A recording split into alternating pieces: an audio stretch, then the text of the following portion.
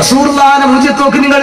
സുന്നത്ത് ജമാഅത്തിന്റെ ഗ്രാമത്ത് വലിയൊരു പുസ്തകം എഴുതിയിട്ട് ആ പുസ്തകത്തിൽ റസൂലുള്ളാഹിന്റെ ഖബറിന് ഒരു പ്രത്യേകത ഇല്ലാതെ ഉള്ളിൽ എഴുതിയപ്പോൾ നേരെ പുറംചട്ടയിൽ ഫസ്റ്റ് ചട്ടയിൽ തന്നെ റസൂലുള്ളാഹിന്റെ ജാറത്തിന്റെ ഫോട്ടോ നോക്കി നിങ്ങൾ. അല്ല ജമാഅത്തുകാരെ, ഇത്ര കിഴക്കാണോ പടിഞ്ഞാറ്? അല്ല അറിയാത്തോടെയൊക്കെയാണ്. ഇത്ര കിഴക്കാണോ പടിഞ്ഞാറ് എന്ത് പുസ്തകത്തിന് ഉള്ളിൽ എഴുതുക? ഒരു പ്രത്യേകത റസൂലുള്ളാഹിന്റെ മഖബർക്കില്ല. പക്ഷേ പച്ചക്കുപ്പന്റെ ഫോട്ടോ കൊടുക്കുക. ബുദ്ധി മരവിച്ചു പോയോ? എന്തേ?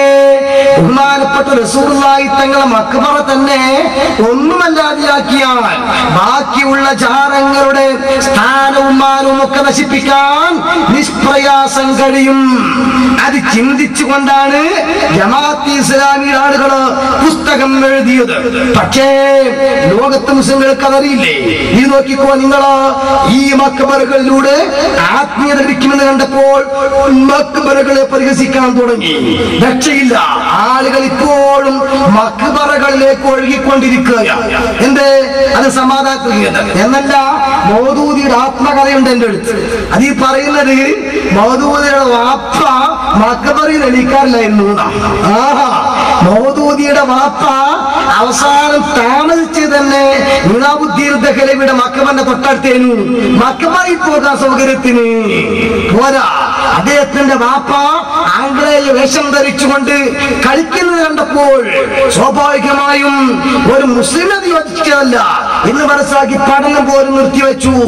ഇതൊക്കെ മൗദൂദി തന്നെ ആത്മകഥയിൽ എഴുതുകയാ. നോക്ക് നിങ്ങള്. അത് മലയാളത്തിലേക്ക് വിവർത്തനം ചെയ്ത ഗ്രന്ഥവും ഉണ്ട്. പക്ഷേ മഖബറകളിലെ ആത്മീയതയെ തകർത്തിട്ടും എതിർത്തിട്ടും തകരുന്നില്ലെന്ന് കണ്ടപ്പോ ഇപ്പൊ ഇറങ്ങിപ്പിടിച്ചിരിക്കുന്നത് ഉറുക്ക്, മന്ത്രം, മേലസ്, പിന്നാനമെഴുത്ത് തുടങ്ങിയിട്ടുള്ള കാര്യങ്ങള്. അതിലെ നിങ്ങൾ എല്ലാ തെരുവിലും നാടകം കളിക്കാം. സുബ്ഹാനല്ലാഹ്. പറയേണ്ടത് ഈ ശൈലിയിലൊന്നുമല്ല. ഇതൊരു ദിക്ർ കേൾക്കുന്ന സദസ്സായി പോയി. ശരിക്കും കണക്കിന് കൊടുക്കേണ്ടതായിരുന്നു. ബഹുമാനപ്പെട്ട റസൂലുള്ളാഹി തങ്ങൾ പഠിപ്പിച്ച ഇസ്ലാമിക തത്വം, ആ തത്വങ്ങളെ പാടി പരിഹസിച്ചുകൊണ്ടുള്ള നാടകം.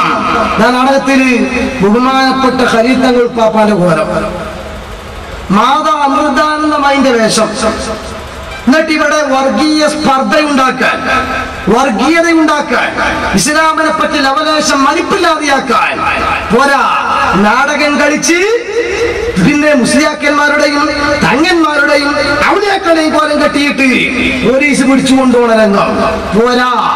വിഷമമുണ്ടെന്ന് പറഞ്ഞ് ഒരു പാത്രം വെള്ളമായിട്ട് വരിക, എന്നിട്ട് തങ്ങളപ്പാപ്പ അതിലേക്ക് കാർക്കിച്ചു തുപ്പുക, എന്നിട്ട് അത് കുടിക്കാൻ വേണ്ടി പറയാ. നോക്കി നിങ്ങള്. വളരെ രൂക്ഷമായ പരിഹാസം. ഞാൻ പറയുന്നു, ഈ പരിഹാസം കുഫ്രിയത്തിലേക്ക് നയിക്കും. എന്തുകൊണ്ട്?